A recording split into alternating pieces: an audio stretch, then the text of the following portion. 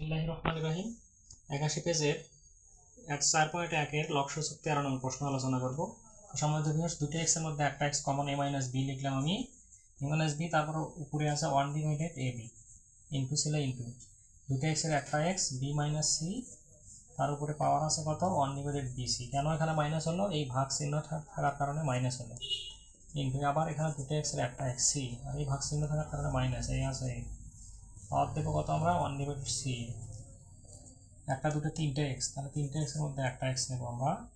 তাহলে এখানে একটা সংখ্যা আছে 1 এর সঙ্গে গিয়ে গুণ হবে a - b ডিভাইডেড ab, গুণ চিহ্ন থাকলে প্লাস, এই যে গুণ চিহ্ন থাকলে প্লাস আমি লিখছি। তাহলে দেখো আবার কি করব, ব্র্যাকেট দেবো। b - c টা 1 এর সঙ্গে গুণ, এখানে উপরে গিয়ে গুণ, এখানে উপরে গিয়ে গুণ হবে b - c bc, গুণ আছে প্লাস, গুণ থাকলে প্লাস, তাহলে c - এটা উপরে চলে যাবে, তাহলে c a।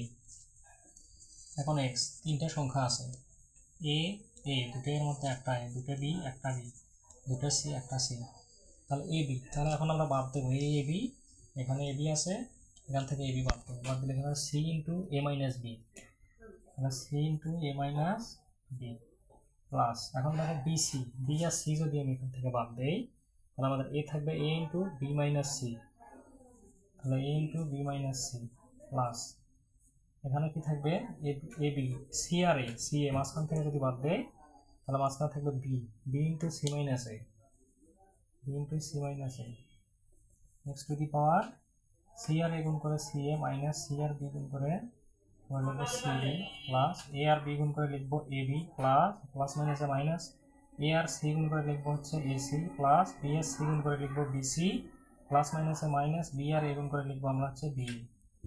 এখানে নিচে আছে এ বি সি, তাহলে প্লাস মাইনাস কাটা, প্লাস মাইনাস কাটা, মাইনাস প্লাস কাটা।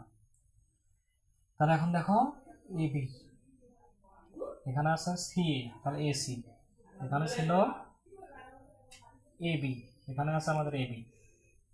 তাহলে 1 2 3 4 5 6, আমাদের দেখো 6টা সংখ্যা একই রকম হতে হবে।